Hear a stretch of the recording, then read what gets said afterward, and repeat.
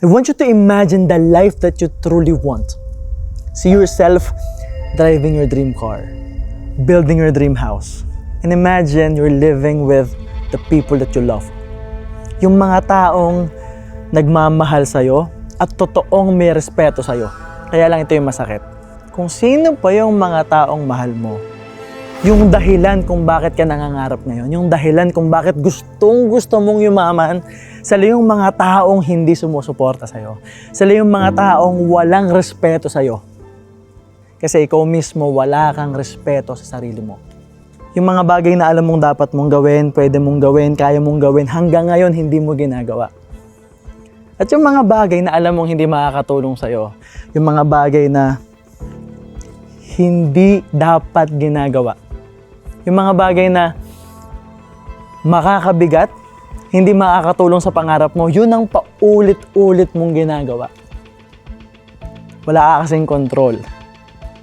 Yung pangarap na buhay, experiencing a lot of things, abundance in this life, yan yung bagay na alam natin gustong-gusto natin. Alam mo sa sarili mong gusto mo yan. Pero yan yung bagay na hindi mo makukuha kasi tamad ka. You keep telling yourself, magsisimula na ako magnegosyo, magsisimula na ako ng career, magsisimula na akong mag-create ng content, magsisimula na akong mag-aral, itodo, galingan. You keep telling yourself that you will work out, that you will go to the gym, that you will train harder, pero hanggang ngayon hindi mo ginagawa. Yung mga bagay na alam mong mahalaga, sasabihin mo mamaya na lang, tapos bukas na lang.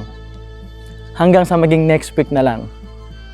Hanggang sa maging next month, next year, ilang taon na wala pa rin nagbabago sa buhay mo. Sasabihin mo hindi ka makalabas ng bahay, hindi mo mapuntahan yung prospect, hindi mo magawa yung negosyo, hindi ka makapag-jogging, hindi ka makapagsimula kasi umuulan. Pwede ka namang magpayong.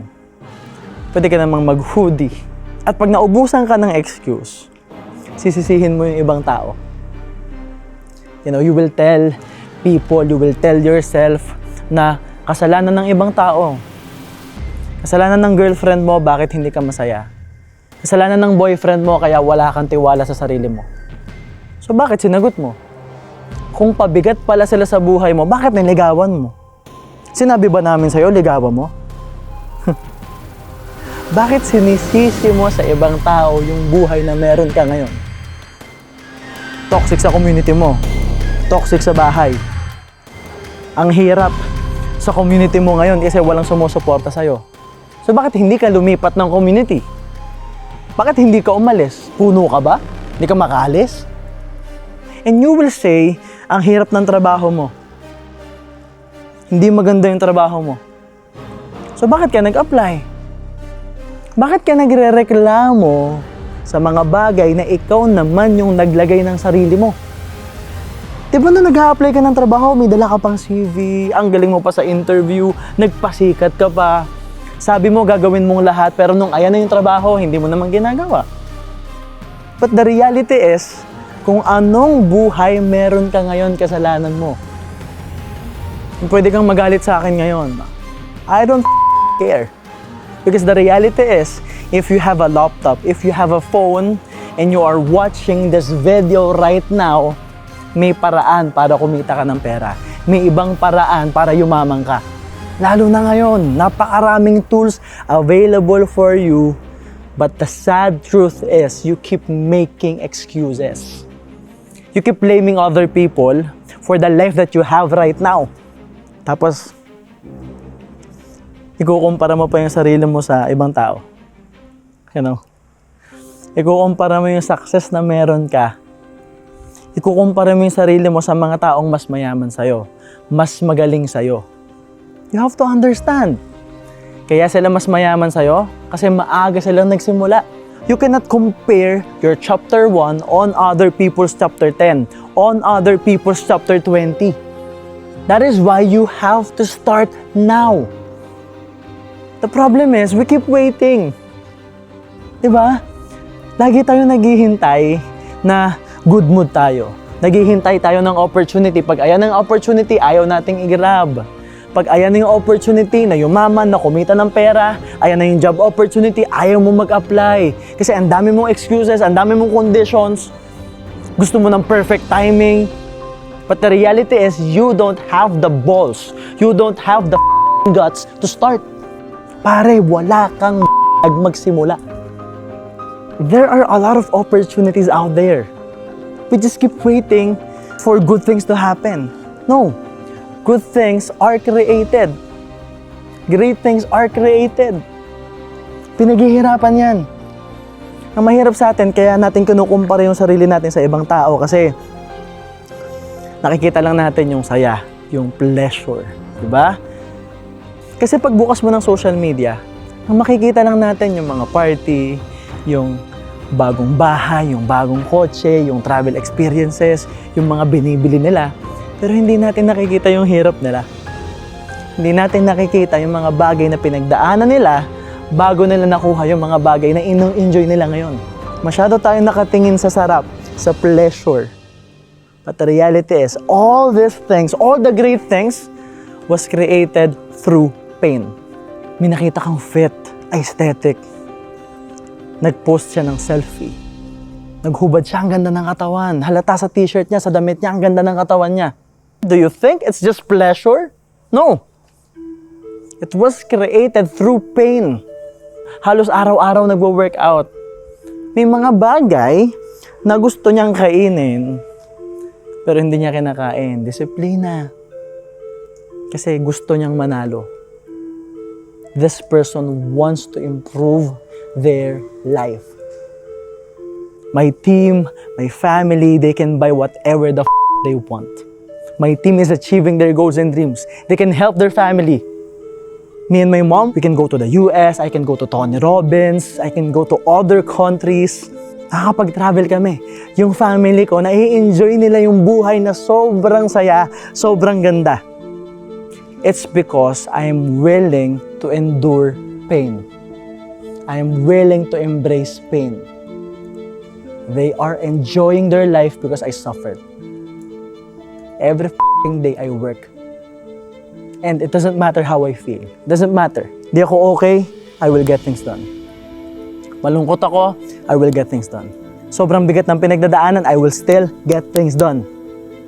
Yung magagandang bagay, yung pleasure, hindi yan mangyayari without the pain, without the suffering, without someone sacrificing to get things done.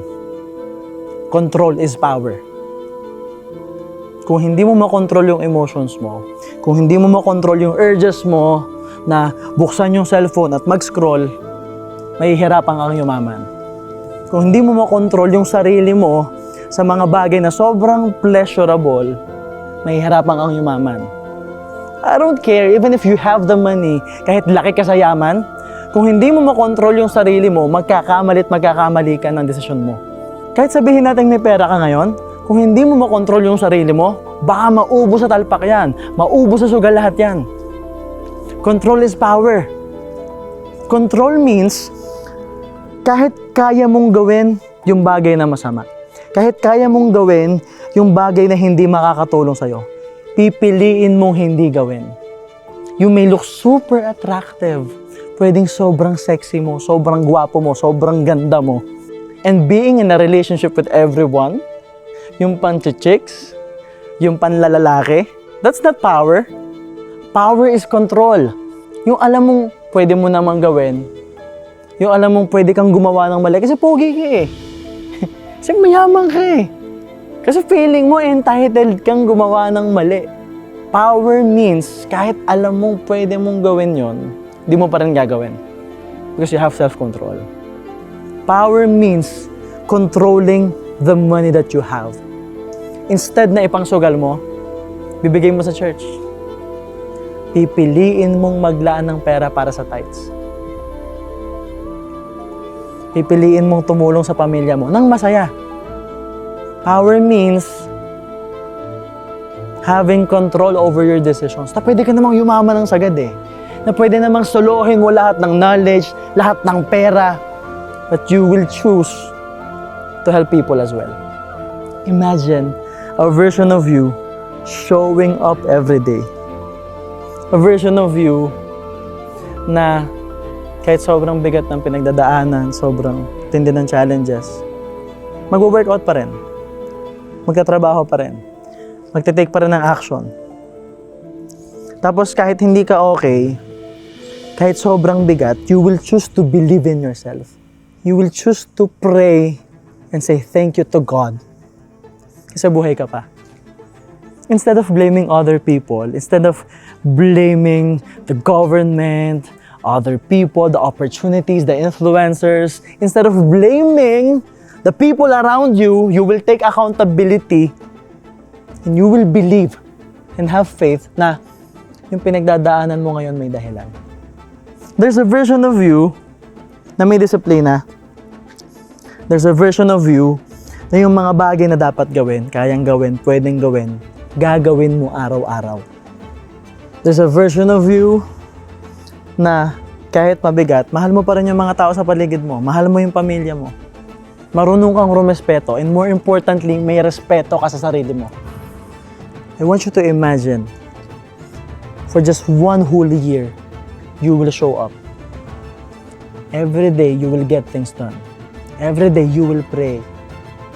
Every day, you will think about your goals and dreams. Iisipin mo, ini-imagine mo yung pangarap mo araw-araw habang nagtitake ka ng action.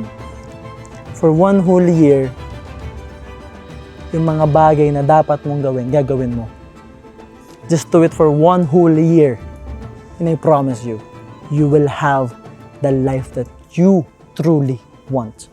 But right now, you have to decide to show up every day. So, anong pipiliin mo?